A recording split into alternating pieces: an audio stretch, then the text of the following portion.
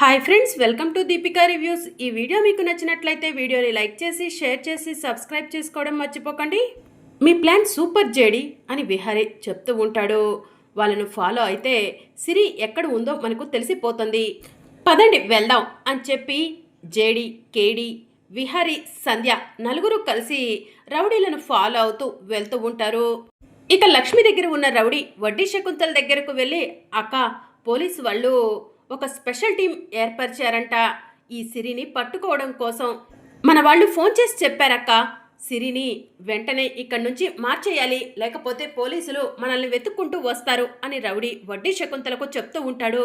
ఇంకా ఆలస్యం ఎందుకు చేస్తున్నావురా, త్వరగా ఆ సిరిని ఇక్కడి నుంచి మార్చేసేయ్ అని చెప్పి వడ్డీ శకుంతల చెప్తూ ఉంటుంది.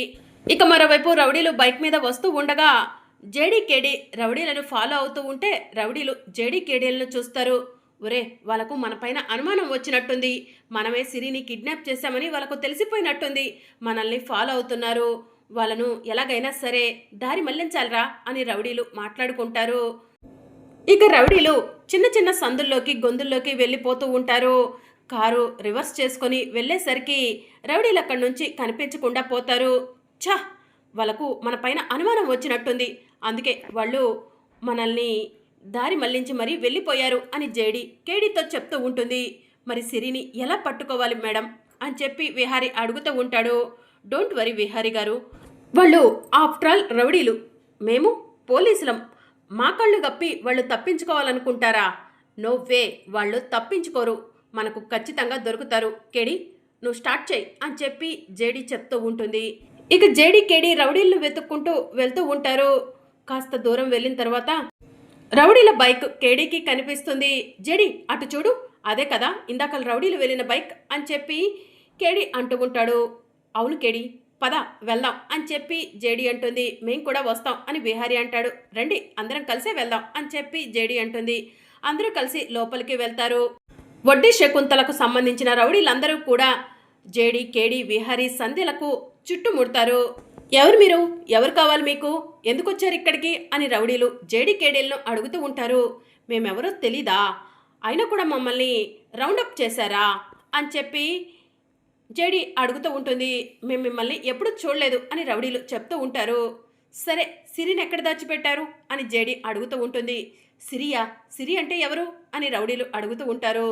మిమ్మల్ని మంచిగా అడిగితే మీరెందుకు చెప్తారా, నా స్టైల్లో అడిగితేనే చెప్తారు అని జేడి రౌడీలను కొడుతూ ఉంటుంది. ఇక కేడీ కూడా రౌడీలతో ఫైట్ చేస్తూ ఉంటాడు. సంధ్య గారు, వీళ్ళ సంగతి నేను చూసుకుంటాను, సిరి లోపల ఉందేమో వెళ్ళి చూడండి అని జేడి చెప్పడంతో సంధ్య లోపలికి వెళ్తుంది. ఆ ఇల్లంతా కూడా వెతుకుతూ ఉంటుంది. ఒక గది ఓపెన్ చేసేసరికి అక్కడ కుర్చీ, తాడు కనిపిస్తూ ఉంటాయి. ఇదేంటి, ఇక్కడ కుర్చీ, తాడు మాత్రమే ఉన్నాయి అంటే రౌడీలు ముందుగానే ఆ సిరిని ఇక్కడి నుంచి మార్చి తీసుకెళ్ళిపోయారా అని సంధ్య తనలో తానే అనుకుంటూ బయటికి వస్తుంది. సంధ్య గారు, సిరి కనిపించిందా అని జేడి అడుగుతూ ఉంటుంది.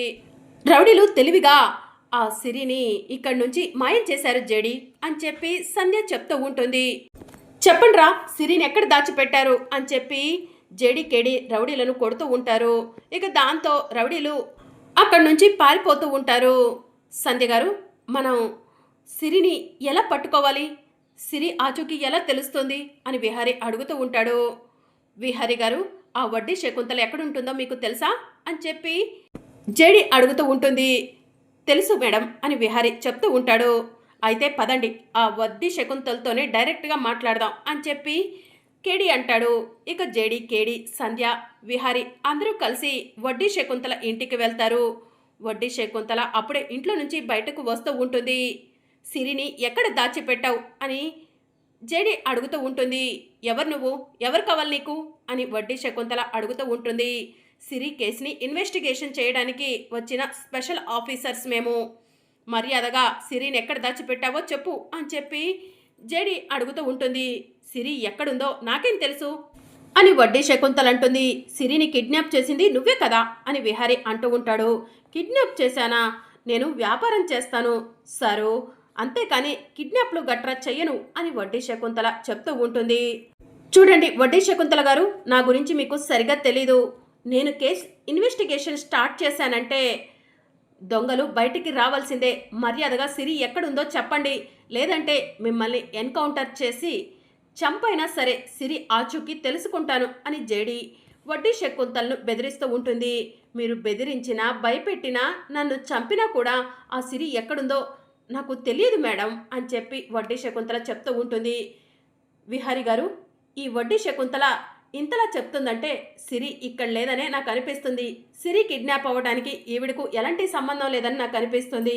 ఇంతకీ సిరి ఫోటో మీ దగ్గర ఏమైనా ఉందా అని కేడి అడుగుతూ ఉంటాడు. నా దగ్గర లేదు అని విహారీ అంటూ ఉంటాడు. ఆ అమ్మాయి ఫోటో లేకుండా ఆ అమ్మాయిని ఎలా వెతుకుతాము? ముందు ఆ అమ్మాయి ఫోటో సంపాదించండి, ఆ తర్వాత ఆ అమ్మాయిని వెతికి పట్టుకుందాం అని చెప్పి కేడి చెప్తూ ఉంటాడు. విహారీ గారు, కేడి చెప్పింది కరెక్ట్, ముందు మీరు సిరి ఫోటో తీసుకురండి అని చెప్పి జేడి చెప్తూ ఉంటుంది. సరే మేడం, ఇప్పుడే వెళ్ళి సిరి ఫోటో తీసుకొస్తాను అని విహారీ చెప్తూ ఉంటాడు. ఇక అక్కడి నుంచి వాళ్ళు వెళ్ళిపోగానే వడ్డీ శకుంతల, రే వీళ్ళు ఖచ్చితంగా ఆ సిరి ఇంటికే వెళ్తున్నారా? సిరి ఇంటికి వీళ్ళు వెళ్ళటం కంటే ముందు మనం వెళ్ళాలి. ఆ సిరి ఇంట్లో ఆ సిరి ఫోటో కనిపించకూడదు. సిరి ఫోటో కనిపించిందంటే సిరి ఎక్కడ ఉందో వీళ్ళు ఖచ్చితంగా వెతికి పట్టుకుంటారు. సిరి కిడ్నాప్ అవ్వడానికి మనమే కారణమని తెలిస్తే ఆ ఆఫీసర్స్ని చూసావు కదా, వాళ్ళు నిజంగానే నన్ను ఎన్కౌంటర్ చేసేస్తారా. ముందైతే వెళ్ళి ఆ సిరి ఇంటిని కాల్ చేయండిరా, అప్పుడే ఆ సిరి ఆనవాళ్ళు దొరకవు అని వడ్డీ శకుంతల చెప్తూ ఉంటుంది. సరే అక్క అని చెప్పి రౌడీలు సిరి ఇంటికి వెళ్తారు. ఇంటి మీద పెట్రోల్ పోస్తూ ఉంటే బామ్మ అది చూసి పరిగెత్తుకుంటూ బయటికి వచ్చి, ఎవర్రా మీరు, మా ఇంటి మీద పెట్రోల్ పోస్తున్నారేంట్రా అని అడుగుతూ ఉంటుంది. దాంతో పక్కన ఉన్న రౌడీ బామ్మ నోటిని గట్టిగా మూసేసి సిరి ఇంటి మీద పెట్రోల్ పోసి ఇంటిని తగలబెట్టేస్తారు. రే దుర్మార్గుల్లారా, ఎందుకురా నా ఇంటిని కాల్ చేస్తున్నారు అని చెప్పి బామ్మ ఏడుస్తూ ఉంటుంది. అయ్యో, ఇల్లంతా కాలి బూడిదైపోతుందే, అసలు మేము ఎవరికి అన్యాయం చేయలేదు, ఎందుకు ఆ దేవుడు మా పైన పగపట్టినట్టు చేస్తున్నాడు అని చెప్పి బామ్మ ఏడుస్తూ ఉంటుంది. ఇక మరోవైపు ఇల్లంతా కాలిపోతూ ఉంటుంది. ఇక అప్పుడే రోడ్డు మీద వెళ్తూ ఉన్న కొంతమంది హర్షని చూసి, మీ అక్క వాళ్ళ ఇల్లు తగలబడిపోతుంది అని చెప్పి చెప్తూ ఉంటారు. ఏంటండి మీరు చెప్పేది, మా బామ్మ లోపలే ఉంది కదా అని హర్ష చెప్తూ ఉంటాడు. బామ్మ కూడా బయట కూర్చొని ఇల్లు తగలబడిపోతుంటే ఏడుస్తుంది బాబు, ఇప్పుడే మేము అట్నుంచి వస్తూ చూసాము అని చెప్పి చెప్తూ ఉంటారు. ఇక దాంతో హర్ష పరిగెత్తుకుంటూ వెళ్తాడు. ఇల్లు తగలబడిపోతూ ఉంటే, బామ్మ ఏమైంది బామ్మ, నీకేం కాలేదు కదా అని హర్ష అడుగుతూ ఉంటాడు. నాకేం కాలేదు బాబు, ఇల్లంతా తగలబడిపోతుంది అని బామ్మ ఏడుస్తూ ఉంటుంది. బామ్మ బాధపడకు, నీకేం కాలేదు, అంతే చాలు అని హర్ష చెప్తూ ఉంటాడు. అప్పుడే విహారీ కారు వచ్చి ఇంటి ముందు ఆగుతుంది. కాలిపోతున్న ఇల్లు చూసి విహారీ పరిగెత్తుకుంటూ లోపలికి వస్తాడు.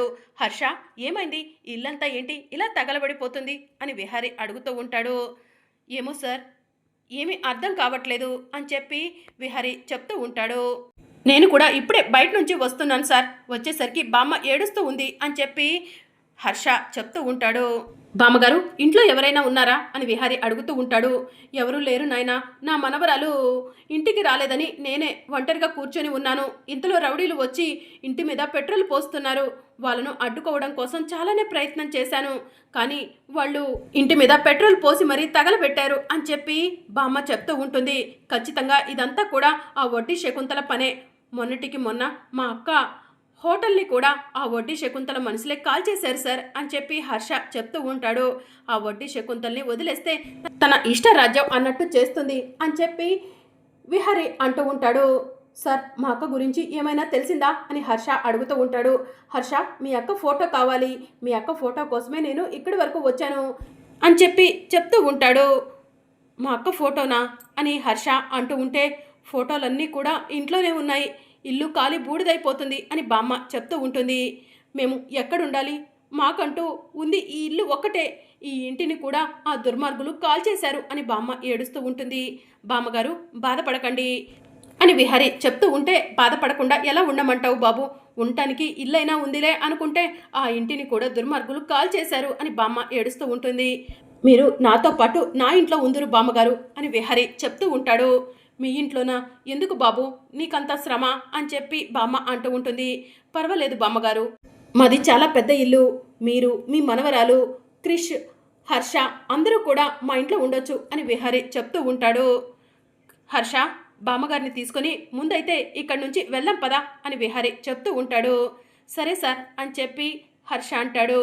హర్ష, క్రిష్ ఎక్కడికి వెళ్ళాడు? పొద్దుననగా వెళ్ళాడు, ఇంతవరకు ఇంటికి రాలేదు అని బామ్మ చెప్తూ ఉంటుంది. అక్కను వెతుక్కుంటూ ఎక్కడున్నాడో ఏంటో అని హర్ష చెప్తూ ఉంటాడు. సరే, క్రిష్ని కూడా నేను వెతికి పట్టుకుంటాను, ముందైతే మనమంతా వెళ్దాం పదండి అని చెప్పి విహారి బామ్మను హర్షని తీసుకొని కారు దగ్గరికి వెళ్ళబోతూ ఉండగా క్రిష్ పరిగెత్తుకుంటూ వస్తాడు. కాలిపోతున్న ఇంటిని చూసి, మన ఇల్లు బామ్మ, మన ఇల్లు కాలిపోతుందేంటి అని క్రిష్ అంటూ ఉంటాడు. రే క్రిష్, బాధపడకురా, ఈ రోజు నుంచి నువ్వు, మీ బామ్మ, మీ అమ్మ, మీ మామయ్య అందరూ నాతో పాటు నా ఇంట్లోనే ఉంటున్నారు అని విహారీ చెప్తూ ఉంటాడు. వద్దు బ్యాట్మెన్ అని క్రిష్ అంటూ ఉంటాడు. పర్వాలేదు క్రిష్, నాతోనే ఉంటున్నారు, కాదనొద్దు, రా వెళ్దాం అని విహారీ అందరినీ తీసుకొని ఇంటికి వెళ్తూ ఉంటాడు. ఇక బామ్మను తీసుకొని విహారీ ఇంటికి వెళ్తాడు. అమ్మా అమ్మా అని యమునను పిలుస్తూ ఉంటాడు. యమున బయటికి వచ్చి, నానా విహారీ ఏంటి అని యమున అడుగుతూ ఉంటుంది. ఈవిడ క్రిష్ వాళ్ళ బామ్మగారు, వీళ్ళకి ప్రస్తుతానికి ఉండటానికి ఇల్లు లేదమ్మా, కొన్ని రోజులు మన ఇంట్లోనే ఉంటారు అని విహారీ చెప్తూ ఉంటాడు. యమున బామ్మను గుర్తుపెట్టి, బామ్మగారు ఎలా ఉన్నారు అని అడుగుతూ ఉంటాడు. అమ్మా, నేను నీకు తెలుసా అని బామ్మ అడుగుతూ ఉంటుంది. అదేంటమ్మా అలా అంటున్నారు? ఆ రోజు మీ మనవరాలకి నొప్పులు వస్తుంటే హైదరాబాద్లో నేనే కదా మీ మనవరాల్ని హాస్పిటల్లో అడ్మిట్ చేసింది. నా కొడుకు ప్రాణాపాయంలో ఉన్నప్పుడు మీ మనవరాలే కదా తన ప్రాణాలకు తెగించి నా కొడుకుని హాస్పిటల్లో అడ్మిట్ చేసింది, గుర్తుకు వచ్చిందా అని యమున అడుగుతూ ఉంటుంది. ఇక బామ్మ గుర్తు చేసుకొని, అమ్మా మీరా, ఎలా ఉన్నారు అని అడుగుతూ ఉంటుంది. మీ మనవరాల పుణ్యాన మేము బాగానే ఉన్నాము, మీ మనవరాలు ఎలా ఉంది అని చెప్పి యమున అడుగుతూ ఉంటుంది. నా మనవరాలు కనిపించకుండా పోయి 2 రోజులైందమ్మా, తన కోసమే వెతుకుతున్నాము అని బామ్మ చెప్తూ ఉంటుంది. విహారీ, బామ్మగారిని నువ్వు గుర్తుపట్టలేదా?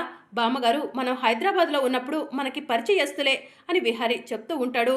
ఇప్పుడు నువ్వు చెప్తుంటే బామ్మను నేను గుర్తుపట్టానమ్మా, ఇప్పటి వరకు నాకు బామ్మగారు గుర్తే లేరు.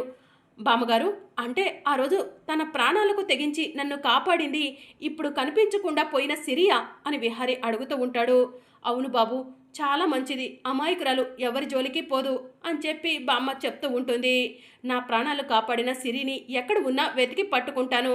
అమ్మ, బామ్మగారికి క్రిష్కి ఏం కావాలన్నా కూడా నువ్వే దగ్గరుండి చూసుకో. హర్ష, మీ అక్క ఫోటో ఏదైనా ఉంటే నాకు చూయించు అని చెప్పి విహారీ అడుగుతూ ఉంటాడు.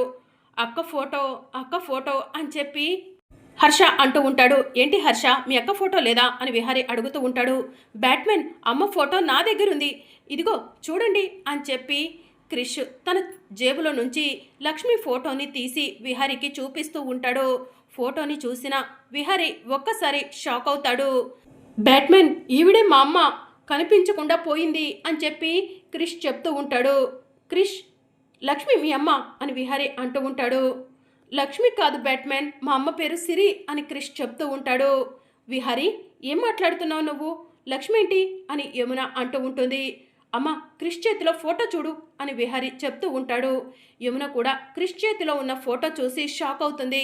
మరి అప్కమింగ్ ఎపిసోడ్లో ఏం జరగనుందో తెలుసుకోవాలనుకుంటున్నారా? అయితే ఛానల్ను సబ్స్క్రైబ్ చేసుకోండి.